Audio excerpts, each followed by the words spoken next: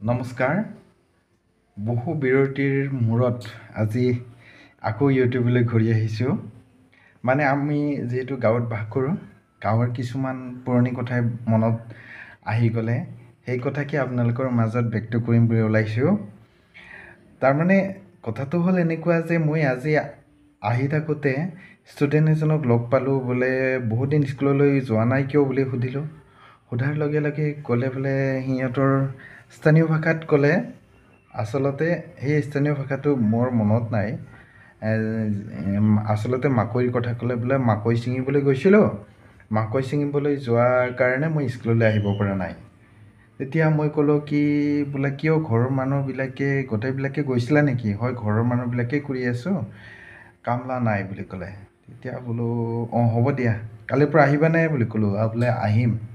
তেনেকৈ অৱশ্যে যাম বুলি কথা দিছে।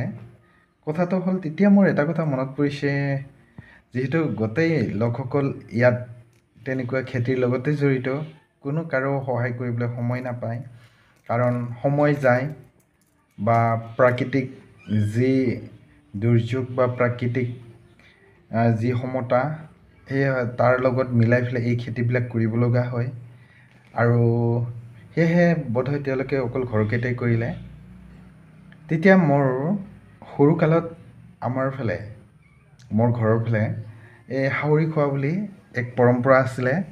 সেই পৰম্পৰা অৱশ্যে এতিয়া আমাৰ ফালেও নাই, কাৰণ নোহোৱা হৈ গ'ল। এতিয়া সকলোৰে কামৰ বোজা বাঢ়ি গ'ল। সেই কামৰ বোজা বাঢ়ি যোৱাৰ কাৰণে এতিয়া কোনো কাৰো সহায় কৰিব নাপায়। যাৰ ফলত শ্ৰমিক লগালেও 2 এদিন বাট চাব লাগে, কাৰণ শ্ৰমিকবিলাকেও বেলেগৰ ঘৰত কাম কৰে। তেনেকুৱা আগতে আৰু এই মই যে ক'লোঁ অলপ আগতে মনত পৰিছিলে গাঁৱৰ পুৰণি কথা, হাউৰি খোৱা। এই হাউৰি খোৱা প্ৰথাটো এতিয়া নাই, আগতে আছিলে।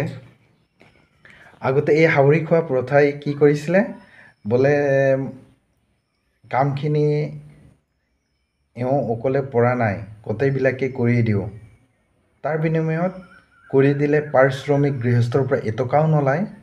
মাত্ৰ গৃহস্থই কি কৰিব লাগে, ভালকৈ চাহ পানী বা চাহ জলপান খোৱাৰ লগতে এসাঁজ ভালকৈ ভোজ ভাত খুৱাব লাগে গোটেই যিখিনি মানুহে হাউৰি খাবলৈ যায়। তেতিয়া তেনেকৈ কামবিলাক সহজতে হৈছিলে, কাৰণ যি লোকসকলে কৰিবলৈ গৈছিলে তেওঁলোকৰো বেছি কামৰ বোজা নাছিল, কাৰণ তেওঁলোকৰ হ'লে তেওঁলোকৰ কৰি দিছিলে।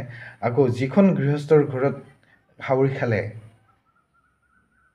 সেই হাউৰি খাবলৈ যোৱাসকলৰো কেতিয়াবা তেনেকুৱাকৈ কামৰ বোজা বাঢ়িলে, আৰু সেই কৰি দিবলৈ যোৱা গৃহস্থ ঘৰেও আকৌ ওলোটাই এওঁলোকৰ ঘৰত হাউৰি খাবলৈ আহিব লাগে, অথবা কাম কৰি দিবলৈ আহিব লাগে। যাৰ ফলত এটকাও নলয় পাৰিশ্ৰমিক, মাত্ৰ সেই আগত কোৱাৰ দৰে চাহ জলপান বা ভোজ ভাত এসাঁজ ভালকৈ তেনেকৈ খাই ফূৰ্তি তামোচা কৰি সেই দিনটো পাৰ কৰিছিলে।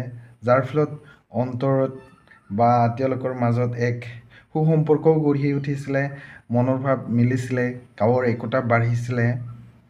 কিন্তু এতিয়া সকলোৰে জেদ, ইয়াৰ আগতে মই কামখিনি কৰিব লাগে, ইহঁতকৈ মই সোনকালে শেষ কৰিব লাগে, কাৰণ মোৰ টকা পইচা আছে, হাজিৰা মানুহখিনিক বা পৰিশ্ৰম কৰাখিনিক আগতে আনি কৰিব লাগে। অৱশ্যে দুয়োটাৰে ইফালে সিফালে আছে, খুটি নাটি আছে।